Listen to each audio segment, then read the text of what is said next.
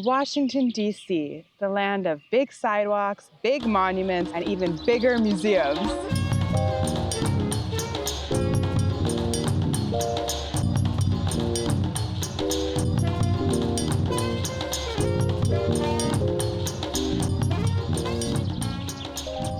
What's up, Wanderers? I'm Jed. And I'm Janet. If you're new here, welcome, and welcome to Washington, D.C. No visit here is complete without checking out some of the Smithsonian museums. They're some of the biggest in the country. But with big museums come big crowds. That's why we're going to explore some of the least visited Smithsonians to find out, are they worth your time? And like all Smithsonian museums here in D.C., they're completely free. First stop, Postal Museum.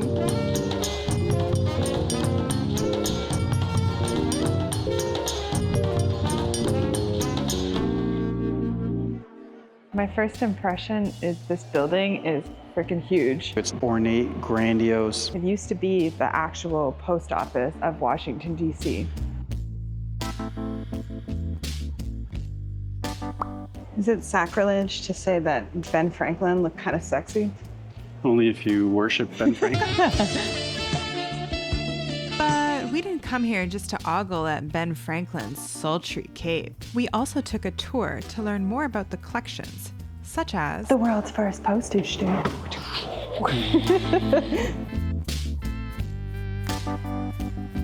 The Smithsonian Postal Museum has the rarest of the rare, including one of the most legendary stamps in history. And if you have this stamp, you're sitting on a fortune. Only 100 exist, and one's still missing. I'm talking about the inverted Jenny. It's the most famous stamp misprint ever. The last one sold in 2023 for over $2 million. I'd like to see your most expensive stamp.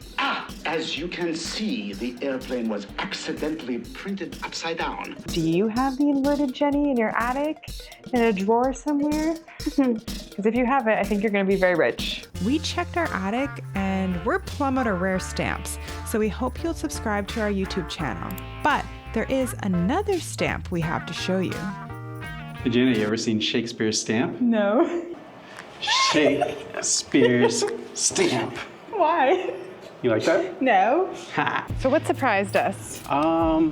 Didn't expect it to be such a huge museum. I thought it'd be like more of like a small boutique museum. Yeah, like who knew there were so many stamps? They have them all. My favorite part of the museum was the stamps from other places. It was really fun being able to pull out the drawers and look at stamps from places that I have never been. Burkina Faso and Nigeria. Yeah. I like the stamps with their concept art. Okay. I thought that was very cool. Who's it for? People who are mail nerds. Yeah. We know you're out there. Yeah. And people who love stamps and history. Silk Road letter. Ooh, really? Yeah. What? Whoa. I also think this one was pretty kid-friendly. There were lots of places that I could see like kids want to jump in this thing or go inside this little carriage. Interactive. Yeah. So I think that was pretty nice. There were like families there, but yeah, it wasn't super crowded.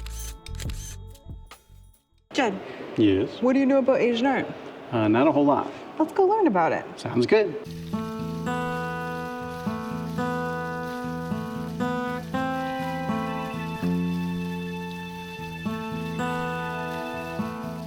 Wow, it's so pretty. Pretty, yeah.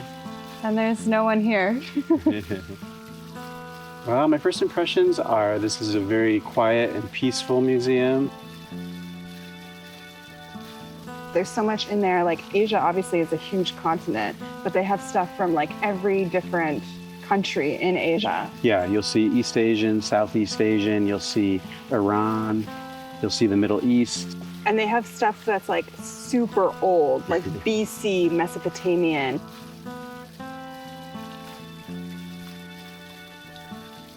Oh, and the peacock room I really liked. Peacock room Beautiful. Was awesome. Was it designed by like not an Asian person though? Yeah, well the story behind it was interesting. Maybe we could tell that in voiceover because I don't want to get it wrong here, but the story was very cool, like contentious. Yeah. This is the Peacock Room. It's the site of the biggest scandal in the Victorian art world. In the 1870s, rich British shipping dude Friedrich Leland hired a designer to create a fancy dining room. He wanted to show off his collection of rare Asian porcelain, and the centerpiece was this painting by his artist friend James Whistler. When the designer got sick, Friedrich asked James to finish the room. But James thought the red leather walls clashed with his painting, and Friedrich was off at sea, so he took over, painted over the red leather to transform the room blue and gold. When Friedrich came back, he was furious and refused to pay. So James snuck back in and he painted again, 2 massive fighting peacocks, one representing him and one representing Friedrich. Today, the Peacock Room lives at the Smithsonian. And yeah, it has rare porcelain, but it's also a monument to one of the most iconic art dramas ever.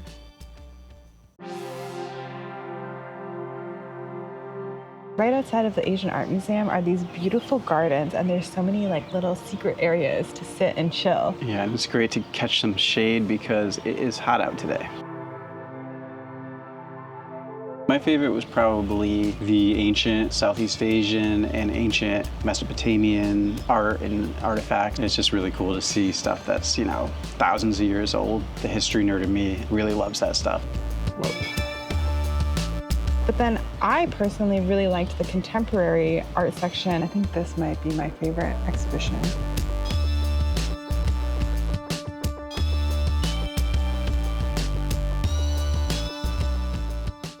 And I also really liked seeing the Buddhist shrine room.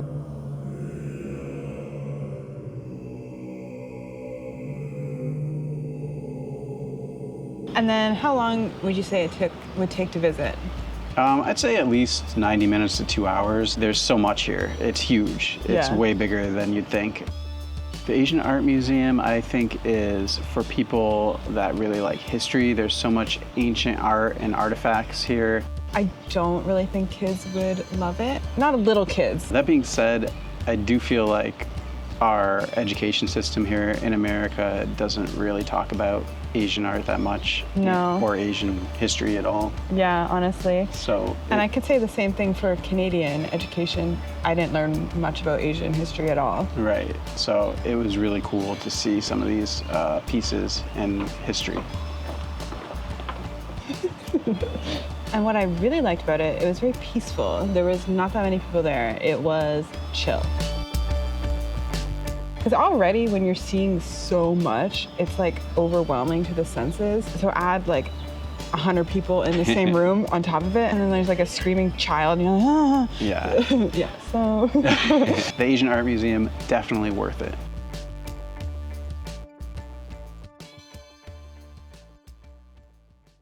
As luck would have it, the other least visited museum is right next door. The African Art Museum, and there's an event tonight too. Ooh. You can come out.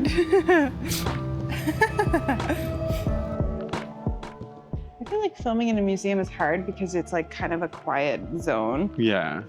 You don't want to be like, what's up? What's up? African art. First impressions? It's smaller than the Asian Art Museum, a lot smaller. I guess I was expecting to see lots of colorful items, lots of masks, and it was a lot of that. It was a lot of masks. Definitely way cooler than I could have imagined though. That is awesome. If you look on the other side, you can see how it would be to wear it.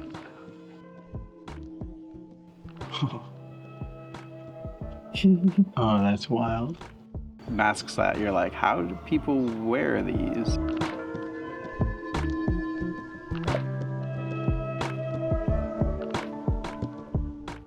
The thing that really surprised me was in the Ben in Bronzes exhibition, where they were talking about how they had actually, the Smithsonian had given back some of their stuff to the people that it belonged to. Not all museums do that, as we know. British Museum, so yeah. And it didn't take anything away from me, like, oh, they don't have, you know, these 20 artifacts that they gave back, and they have a thing talking about the context and how there's a shared stewardship. Absolutely, that was very surprising to me. I had sort of thoughts about sort of the hypocrisy of like criticizing the British Museum about what they do and then coming to the Smithsonian and seeing some pilfered items. But it turns out that the Smithsonian is definitely has Trying to do the right thing. Yeah. which is really cool to see. I would say it probably would take about 90 minutes for the African art.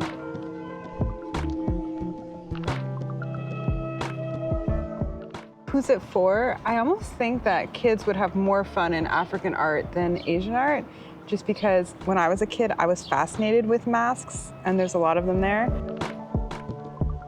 The depictions of the human form are very exaggerated in a lot of the African art, and I think it looks really cool. Ooh, I like this one. So big. It looks like a Sesame Street character or something. Okay, I really like this one. This is a reimagining of a Dutch woman from the 1600s, and she had taken a little black girl from the village to be like their translator between the Dutch and the village people. And this is the artist reimagining as if that woman learned her language and was singing her a lullaby. And this is the language called Nama. I saw a TikTok last night, actually, that's kind of relevant. Imagine singing a song you don't understand and discovering that the words were the language of your ancestors. Meet Amelia Dawley from southern Georgia. In the 1930s, she sang a lullaby to her daughter Mary that had been passed down through her family, but to her, the words were meaningless. This is Lorenzo Dow Turner, a linguist studying the Gulageechee dialects from the Low Country.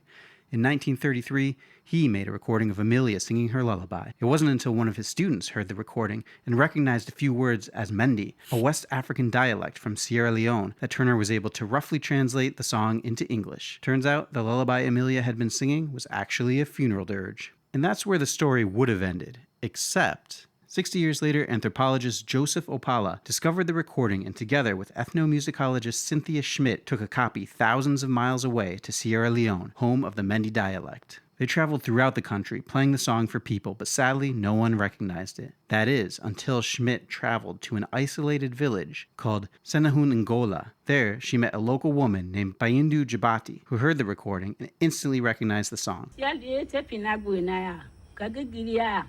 Nyama anya obegile we yesina kroma bane ye bejege sia yesina sina ya yetalo be wa ye gwe na ya gale ya bali hioma na wo go kweka na wo nyama made ka tonya ne kanya jege sia na te we agwe na.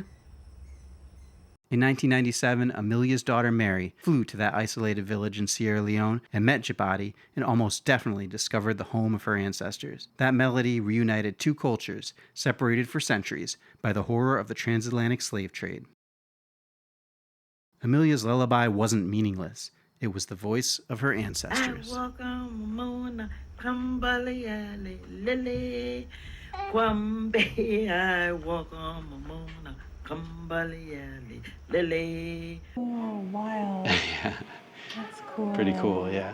So another pro tip when you're coming to the museums, check out what events are going on. Obviously there's guided tours that you can take, but sometimes there's special events happening, and tonight is one. So we will be back later on. Yeah, it's the summer solstice party, and there's gonna be live music, DJs, and all kinds of good stuff. Yeah, drummers. So yeah, we're excited to see some of that. Yeah.